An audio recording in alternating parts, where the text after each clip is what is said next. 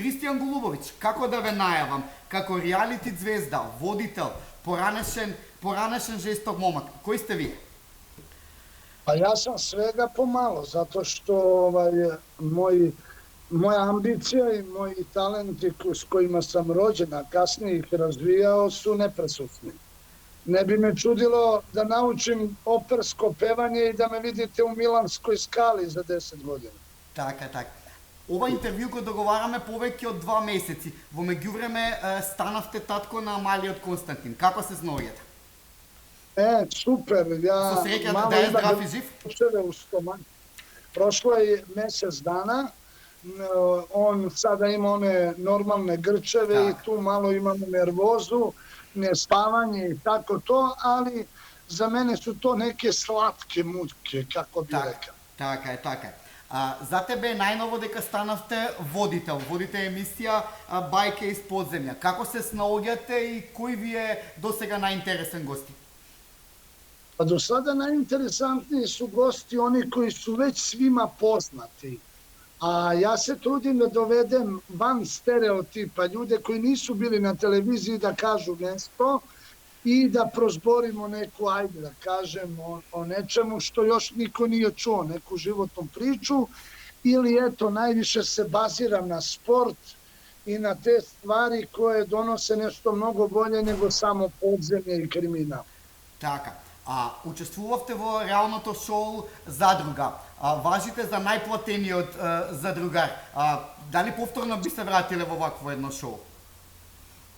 Naravno, uvek postoji, jer meni je, da kažem, isti direktor ili gazda i ovde u voditeljstvu i u zadruzi. To je Mitrović Željko i on je uvek spreman meni da da bilo kakav aranžman, da mu podignem gledanost, da napunim rejting u ono što se kaže najjače čerove i tako dalje. Jer on zna da sam ja u stvari najtraženija osoba što se tiče po tom pitanju reality showa ili da ljudi slušaju te neke moje priče.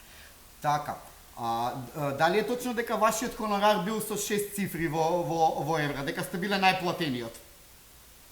Pa ja sam bio najplaćeniji i ostao sam najplaćeniji zato što ja u realitiju pružam ne jednoličnu ponašanje ili radnju, već dijapazam, spektar raznih dešavanja. Ja sam i komičar, ja sam i tragičar, ja sam i oni što kažu kriminalac na baterije i sa baterijama i oni od mene očekuju ono najbolje što se tiče polja show biznisa.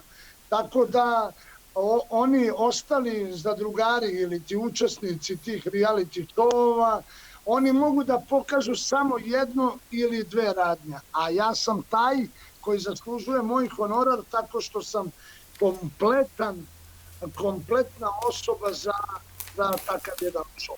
Така, самиот кажавте дека сте поранешен жесток момак. Што би смениле да можете? Дали би вратиле некои времења и дали тој живот е дефинитивно зад вас? Taj život uvek je na granici da nije daleko od mene. Zašto?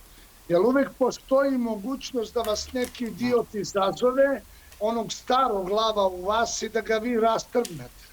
S tim se borim u zadnje vreme, jer virtualne mreže su dovele neke nove degenerike, jer smo stare sahranili, stariji su prekršili kodeks i nastradali. A ovi novi to ne znaju i krše stalno kodekse time što kriminalac na baterije, te cinkarosi, te pička, te ovo, te ono.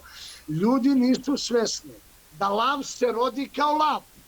Napravio ga je lav i lavica i to je mali lav. Pa momak lav koji ima čopor, pa bude jak, napravi svoje laviće, a na kraju, brate, umire dostojanstveno kao kralj džungle. I ne smete lav, ako ste hijena, nikada dirati. Така, во Македонија се актуелни сега сериите како Клан, Беса, Државен службеник. Колку тие отсликуваат реалноста во Србија во минатото и сега што се однесува до тој криминален свет?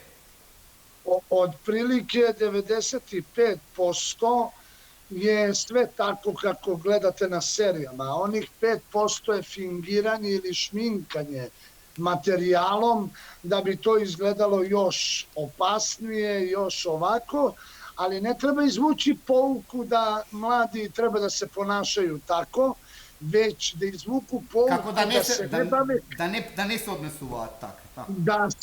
da ne odu u tu crnu vodu i da se nikad više ne vrati iz nje.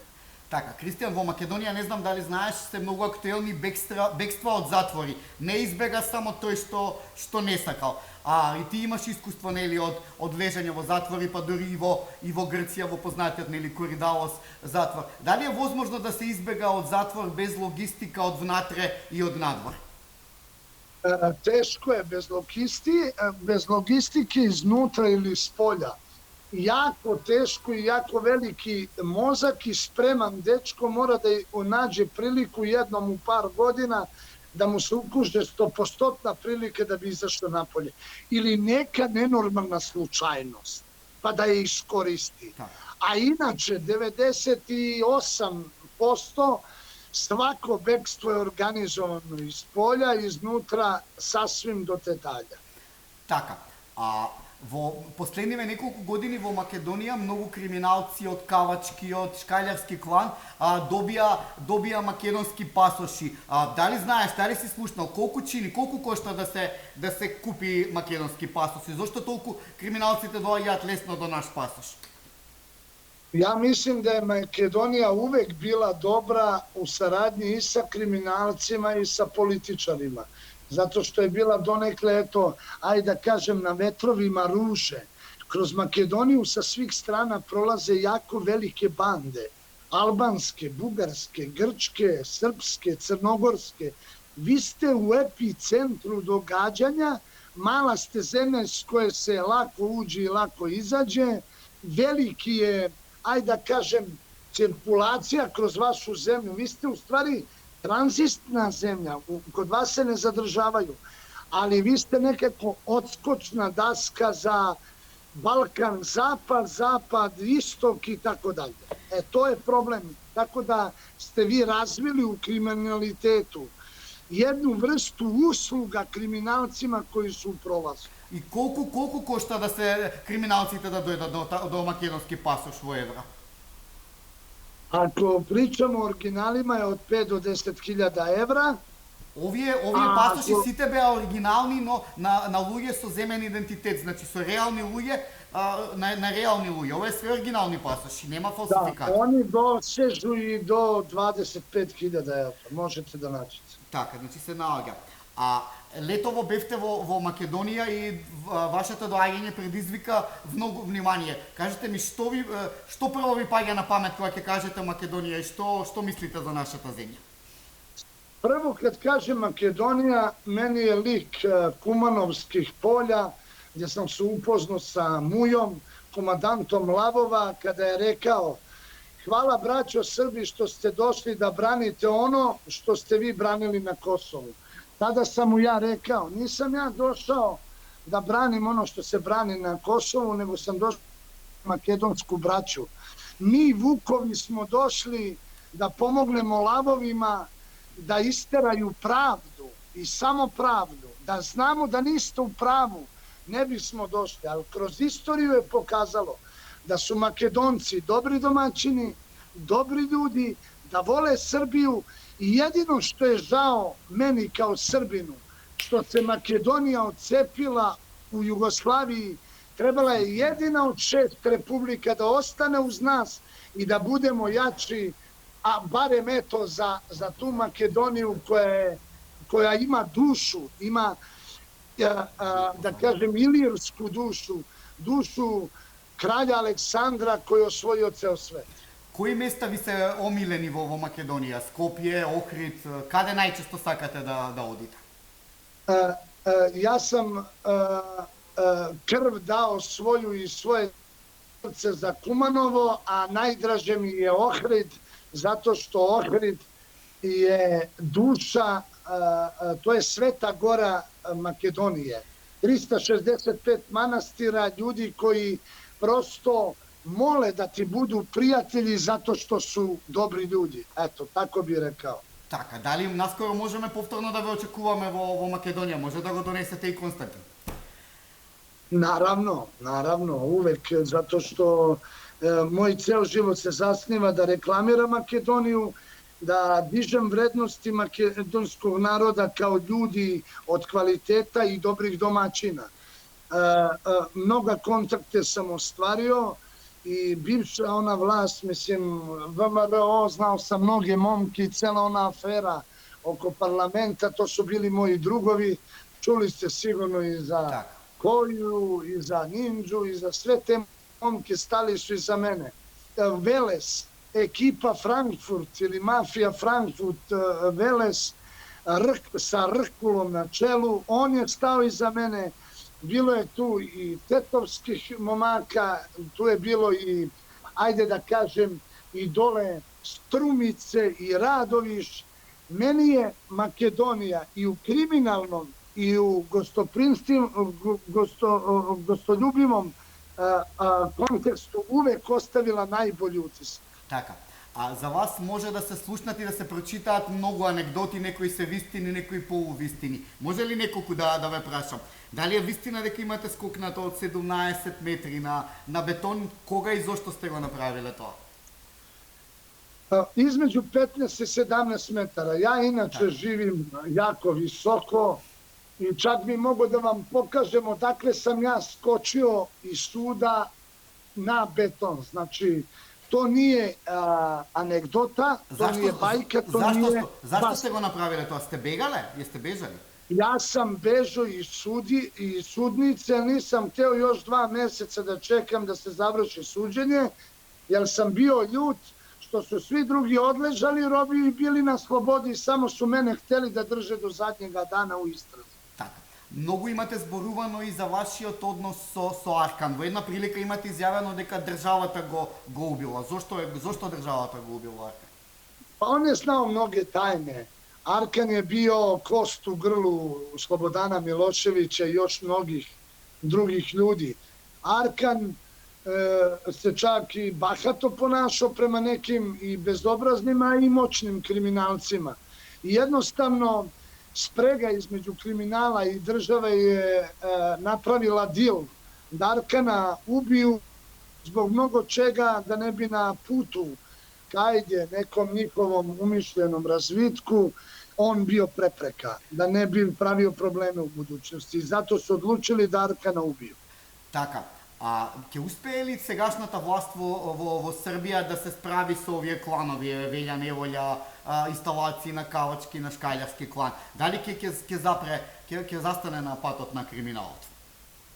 Pogledaj ovako, ova vlast, možda neki od njih su imali nešto sa nekim od tih ljudi, to se zove operativni rad ili saradnja sa nekim od njih, verovatno da bi produbili i ušli u njihove tokove. Međutim, jedna pravna država nijednom mafijaškom klanu na kraju neće dati ruku, nego će je odseći. Znači, svi ovi klanovi i ova imena koji ste naveli, oni rade svoj posao, država radi svoj posao. A da jedna država radi sa bilo kakvim klanom vrlo tesno, uvek će opozicija, Evropska unija ili neko treći da dođe i da priča o tome i onda će nastati kuršlus. Нешто слично како што поранешната влада на Џинџи соработуваше со земунскиот клан, после им дојдоа до глава, значи они ги убија. Тоа сакате да ми кажете? Pa evo ovako, kod Đinđića i da kažem žutih, dosovska politika je bila loša zato što su mislili su da mogu pitbula koji nije jeo godinu dana ili nikad u životu da miluju po jajima i po glavi.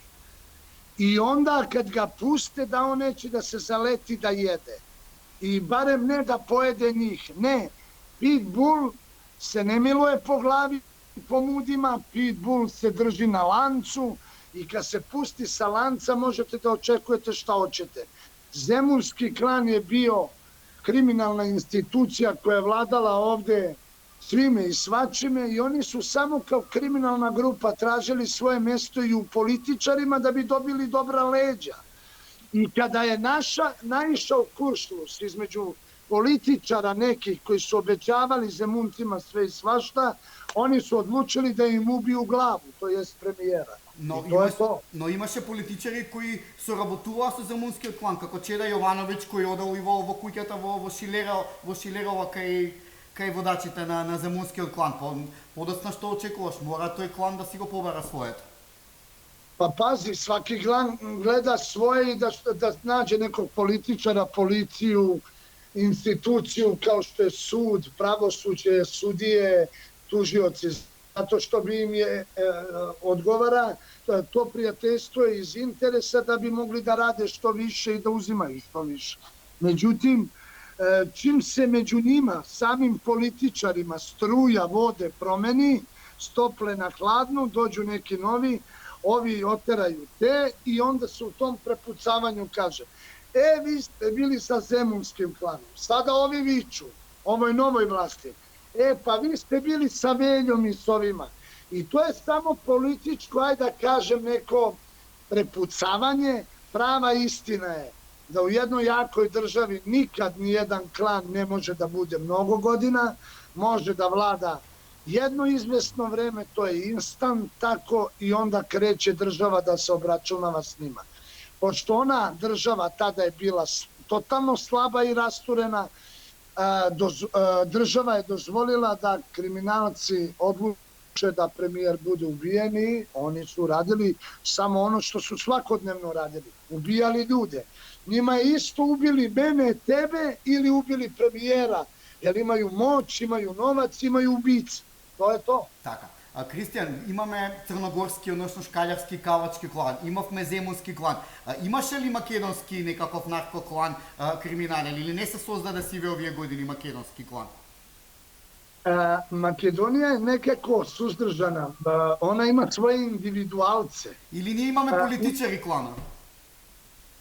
Ja sam čuo tu da su političari kroz godine bili ovako na visokim funkcijama, ti ljudi da su pravili taj novac, da sad sam čuo kad sam bio zadnji put u Skoplje da postoji neki političar koji gradi zgrade, hotele, da već znaju svi da on stoji iza toga. Ja ne znam, novu političku scenu Makedonije ne znam.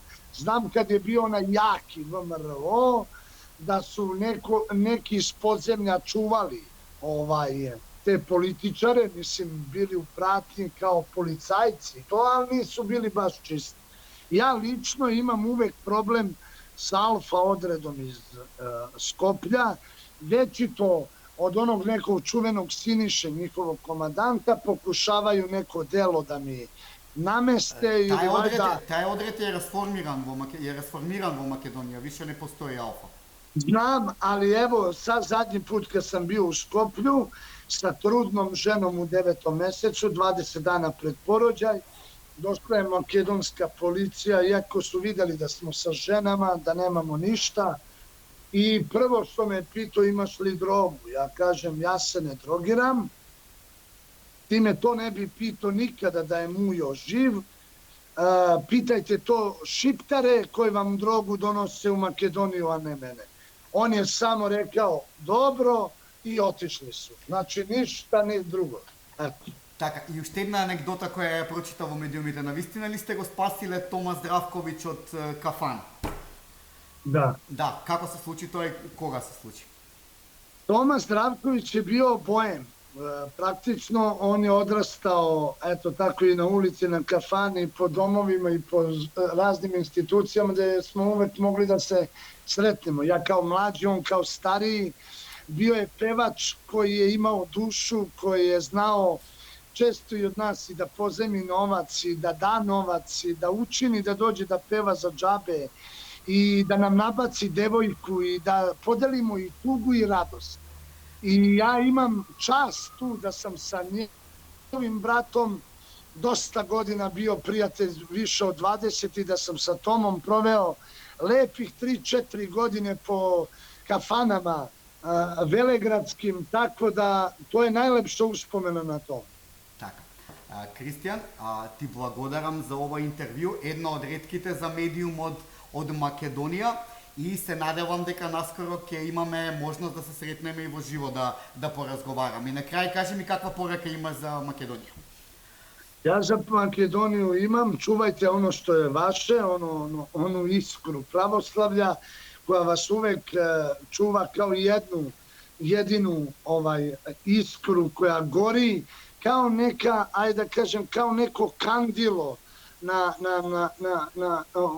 u svakoj kući što bi trebalo da imate, jer vi ste jedan dobar narod, uvek moja braća i da znate šta god da bude sa Makedonijom i u zlu i u dobru, da znate da jedan Kristijan Golubović Aleksandar je uvek tu da dođe i da vam živo da. Така. Многу фала и секој добро тебе и на семејството.